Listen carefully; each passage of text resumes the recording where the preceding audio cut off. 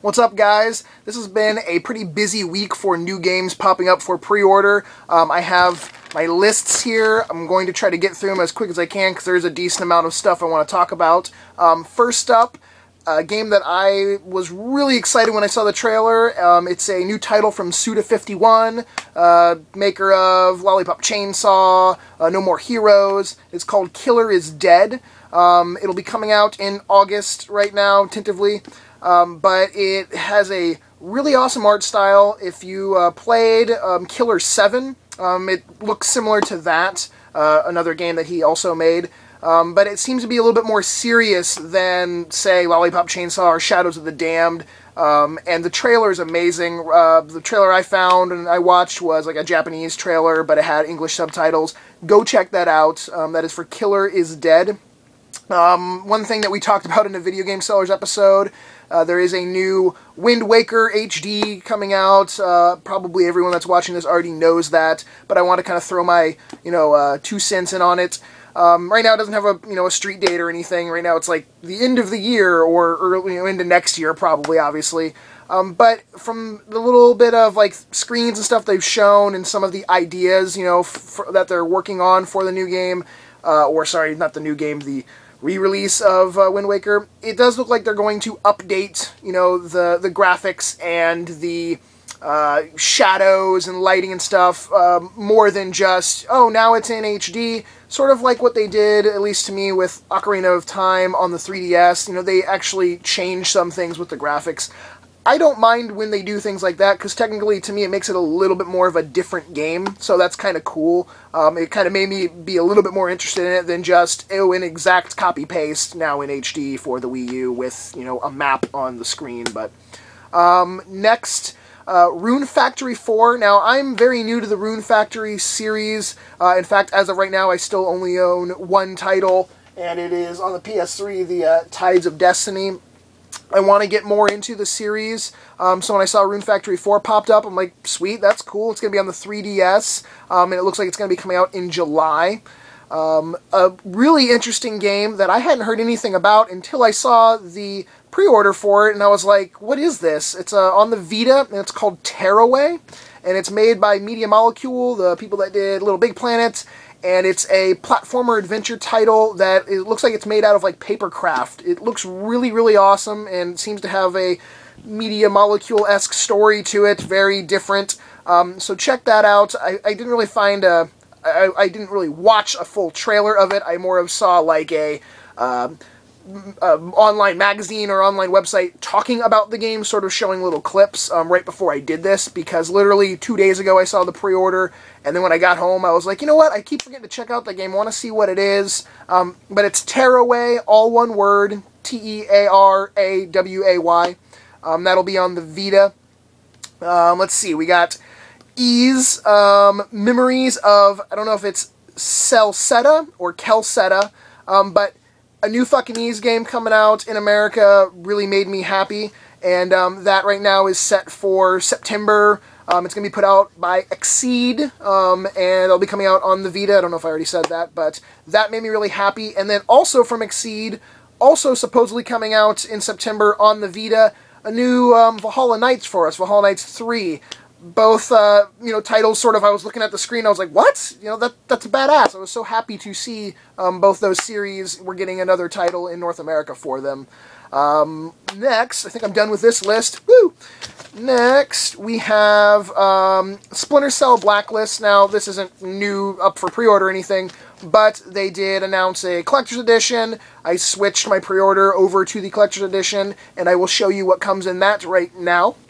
You get a remote control airplane. It's the Paladin RC aircraft. It also comes with a limited edition graphic novel and some exclusive digital content, and of course the game. That's pretty crazy. It is $169 though, so it's pushing that boundary of just over 150 bucks. But it's an RC airplane, so come on. It reminds me a bit of the collector's editions for like some of the Call of Duty games in recent past, like that RC hovercraft they did, or the night vision goggles, just obscure weird things. Now, there's a good chance that, yes, this is going to be sort of a piece of junk, radio-controlled airplane, but it'll still look kind of cool, just hanging from some fishing line from the ceiling, like dive bombing me or something. But $169, a little bit on the pushing the boundary for me on the price tag of a limited edition, but it is unique enough where, like I said, I'm a sucker for a limited edition, so I'm still going to pick that one up. Next is Muramasa Rebirth, coming out on the Vita. When I first saw it, I kind of got, really excited. And then after, reading a little bit more about it, my excitement sort of dwindled. It's being put out by Axis Games, and I was reading on their website, the little press release, and at the bottom it says that you can purchase additional content, additional like 4 playable characters for the game. And I was like, well, wait, if this is like Muramasa Rebirth, why aren't they just including those extra, characters, extra content with the game? Why are they announcing, like, while they're talking about the game coming out, that, hey, by the way, you'll be able to buy these extra characters? Granted, maybe there's a logical reason that they're doing it, but to me, it doesn't seem that much different than the Wii release, besides the obvious stuff that, they're going to do for the Vita itself. If they add touch, controls, and it'll be a little bit crisper, obviously, on the Vita screen and everything, but I don't know. I kind of lost a little bit of excitement when I read that, and I actually had to go back and read it twice on like 2 different websites, because I was like, wait, did it just say I have to buy more content, for a game that I'm trying to get excited about?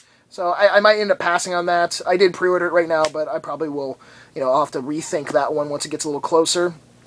We have next a game that I can't believe I'm actually going to buy again. But Ninja Gaiden Sigma 2 Plus, coming out on the Vita. It's actually street dated for this month, February 26th. And what can I say? They keep putting out the same goddamn games over and over with little minor tweaks to them. This one, will have touchscreen and back and front touchpad controls like the first Ninja Gaiden Sigma revamp they did on the Vita, Ninja Gaiden Sigma Plus. But part 2 seems to be like a lot of that same, little tweaks to it. If you pre-order it, you can get some additional character costumes for the female characters. I do really like the Ninja Gaiden games, so I do plan on buying it, but at the same time I feel like an idiot that I'm buying the same game, multiple times. And also with, like the first one when I bought Ninja Gaiden Sigma Plus, I'm like, I bought this game like 4 times now. And I think I've sold like 2 of the different copies because they're too similar. I like keeping, games that are just different enough. But oh well, I'll end up getting it, and I'm sure it'll at least still be a damn good action game, and probably, the most complete version of Ninja Gaiden Sigma 2, whatever.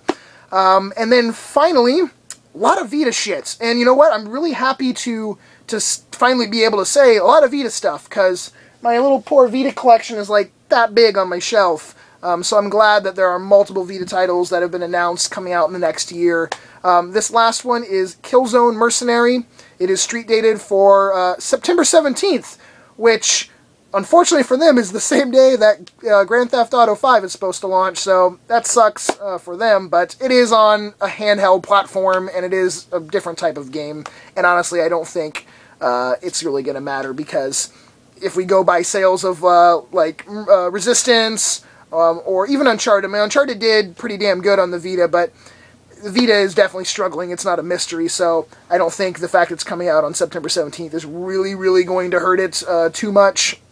But I am looking forward to that. I do like the Killzone titles. I've probably karate chopped in this video like 40 times. You guys should count. I've had people count my knee slaps. This one apparently is like fist pounds and karate chops. Alright, that's it, guys. I hope I didn't ramble on too long for you. I will talk to you all later. Peace!